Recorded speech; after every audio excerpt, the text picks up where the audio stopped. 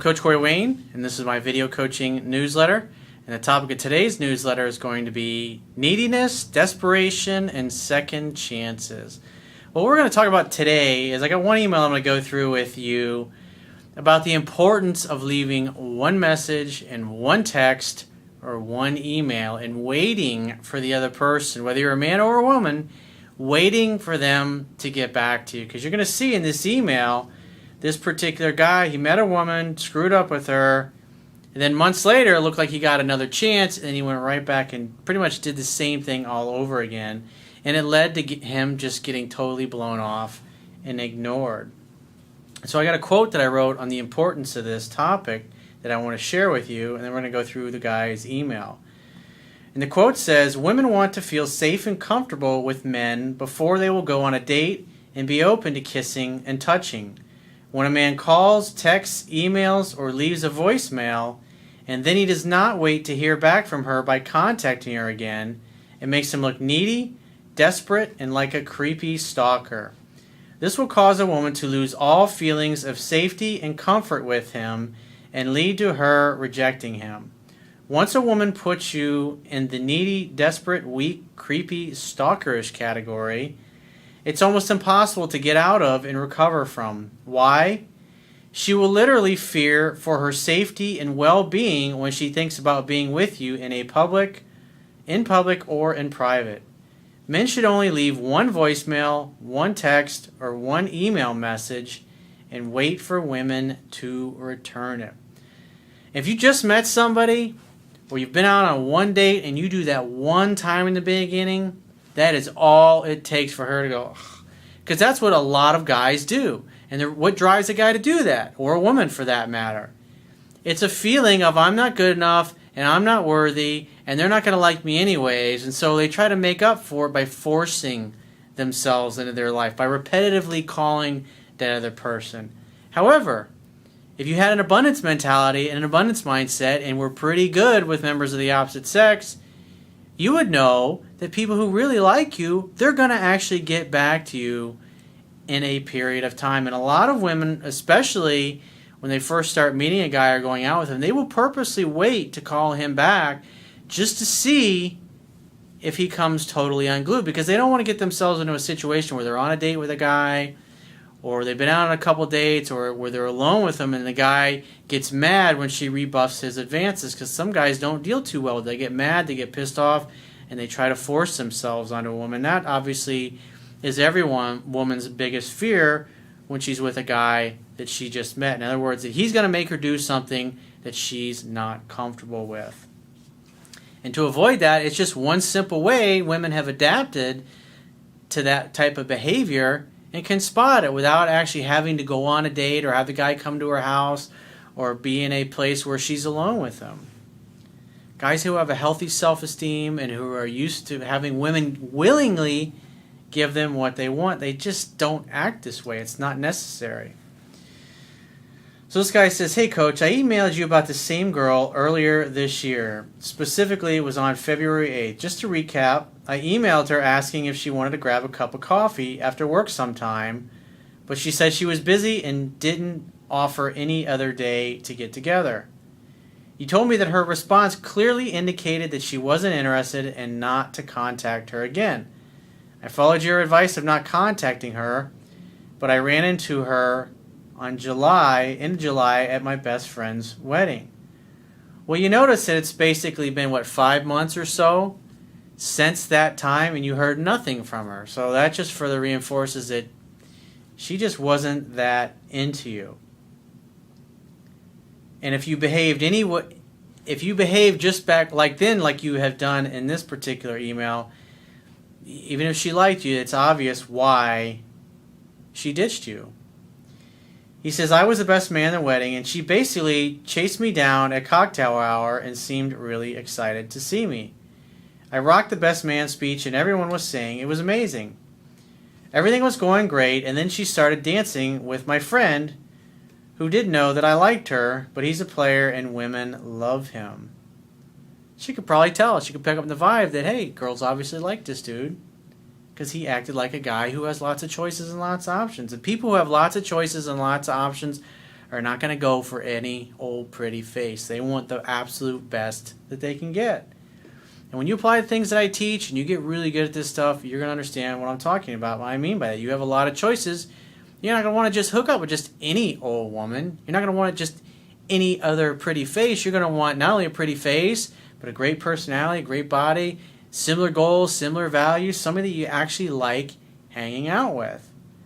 And you'll be happy to wait and take your time and date and hang out, have fun, hook up, whatever works for you, whatever worldview works for you, until you find what you're looking for. You're not going to want to settle. He says, inside I was feeling really insecure, and I would just dance with other people with my back to her so I wouldn't see them dancing. At one point I was talking with my buddy while he was smoking, and she kept looking over at me while they were dancing. I assumed judging for a reaction. I know I fucked up by making it too easy for her to just walk back into my life. So yeah, obviously he's admitting that he made a lot. I don't remember the email because I don't remember emails I discussed a couple days ago, let alone one it was like 5-6 months ago. So, but obviously he admits here that he screwed up a lot in the beginning. And see, the problem is that now she's formed an opinion of what you're really like. But a lot of time has passed. You're at a wedding. Everybody's happy. Oh, they're getting married. Oh, it's so wonderful. And so she looks at you in a different light. And if you've been practicing the things that you're learning from me and you show up a different way, then she might think, well, maybe I rushed to judgment. Maybe I was wrong about that guy. He says, I've not been enough of a challenge in the past, and this girl just has a way with me. In other words, she makes you just completely fall apart and turn into Gumby when she comes around. In other words, you start acting dopey, and that's just not helpful to your situation. In other words, her beauty and the fact that you like her causes you to totally come unglued. Her beauty diminishes you. It's not attractive. He says, but I need to man up and stop being dopey. After the party in the suite, she was just jerking me around, flirting with me, then flirting with my friend. When the party finally ended and the girls left, I was fed up with her jerking me around, and when she said goodnight, I just gave her the finger, and then she ran over and grabbed my hand. See, she could tell that you're totally coming unglued, and you just can't handle it. You're sitting there with a probably pissed off look on your face. You're mad. And the real reason that you're mad is because what's behind anger? It's always fear. What are you afraid of? You're afraid that she's not going to like you, and therefore you act in an angry way. When you're fearful that somebody's not going to like you, you call too much, you chase too much, you pursue too much. You try to make up for the fact that you don't think they're going to really want you. And you never really give them the choice to choose you because you've already decided ahead of time, in essence, that it's not going to work out anyways. And therefore you figure, well, if I just force things, then I can get her to like me. And it always blows up in your face. Women do it as well. He says she slowly caressed my hand and then left, ignoring my friend. I was like, what the fuck? 2 days later, on Monday, I went out to dinner with the newlyweds, and then all of a sudden all of her friends showed up, including her. She asked me for my number. Should have been, great, give me a call sometime. You were golden right at this point. Because now it's like, you gave her the finger, which obviously it's not a good thing to do, but I don't know what she was doing, but it was obvious that it sounds like from what you're saying she was being a little manipulative because she could tell that you really liked her and you couldn't handle it. And she likes the attention, and women are going to test you, and when they sense weakness, they're going to test you more and more. That's why she was jerking you around. It's because you were letting her get away with it, and you were letting it diminish you, and she enjoyed that, obviously. She enjoyed the fact that you were diminished by her beauty. He says, I don't know if her friends pressured her to do it or not, but I got her number. She asked you for your number, there's no reason. Being stupid, I listened to my guy friends and texted her the next. This also tells me that you're talking to everybody about the fact that you like this girl. Which that's going to get back to her because you got all these mutual friends in common, all these helpful people, these helpful friends, and that's just going to make you look weak and pathetic in their eyes. And the only time a guy needs help from all of his friends with a particular woman is when he's not very good with women. And women want a guy that has his choice with women, not a guy that nobody wants to date, and you're acting like the guy that nobody wants to date. This is being stupid. I listened to my guy friends and texted her the very next day asking when she was free to grab a drink. I got no response. I waited till the following Monday, so you waited a whole week, and I called her and got her voicemail. I left a message saying I wanted to see her and to call me back so we can make plans. You just blew yourself right out of the water, bro. He says, I got a text from her on Wednesday, so she waits 2 days to call you back, saying, hey, got your message. I was out of town this weekend. So-and-so's sister had passed away. We all have to get together again when so-and-so are back in town. So, in other words, the two she's referring to are the newlyweds. So notice that she's talking about a group date in a friendly setting. Because she's realized that you just can't handle it. You're going to keep calling, pursuing, act like the needy, insecure stalker type that she probably blows off all the time because she probably gets lots of guys hitting on her that act exactly like you do. And you have just communicated that nothing has changed with you over the past 6 months. He says, I responded, I'm not interested in being in groups anymore. If you change your mind, hit me up. I felt she was trying to friend zone me, but I'm not sure. Yeah, pretty much. You just reconfirmed to her that she made the right decision by blowing you off 6 months ago. He says, but I feel like I was a total dick not asking how she was or how so-and-so was doing. It's been over 2 weeks and I haven't gotten a response. Big surprise. FYI, this girl hasn't dated anyone the past 3 years and she's still hung up on her ex. She did try to talk about her ex when she was drunk at the wedding, but I just kept silent and made it clear I wasn't going to listen to it. She did say that she still likes her ex, but she's not in love. I was surprised. What should I do? The illusion of action. I gotta do something to get her, man. You watch too many fucking movies, bro. He says, should I contact her and apologize for being an insensitive jerk, or just keep the cake baking in the oven?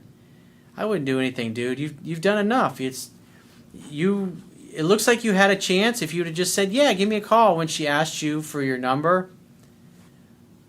That would have been a guy who is completely different. I wrote about a story like that in my book where I was in a similar situation. I had totally screwed up with this girl in the past. I knew she still had my contact information, or at least my email address. And what happened? 3-4 days later, she got in touch with me. I had never asked for her phone number or nothing. And if you'd have just done that, if you'd have said, yeah, sure, give me a call, that'd be great, she probably would have called you and she probably would have gone out with you. But instead, you acted like the same guy that she blew off 6 months ago. And therefore, you blew it again, dude. You had a second chance. It was looking good, but you crashed and burned again. Better luck next time, dude. Never call, never text her, don't do anything. If you hear from her, assume she wants to see you, make a date. Stop looking for excuses to continue chasing, and stop talking to all your friends, your mutual friends in common about her and the fact that she hasn't called you back, because that's just going to make you look even more weak and pathetic. So if you'd like to get my help personally, the quickest way is to book a paid phone, Skype, or email coaching session. You can choose any of those options by going to my website, clicking the Products tab at the top of your screen, and follow the instructions for booking whichever option works best for you. And I will talk to you soon.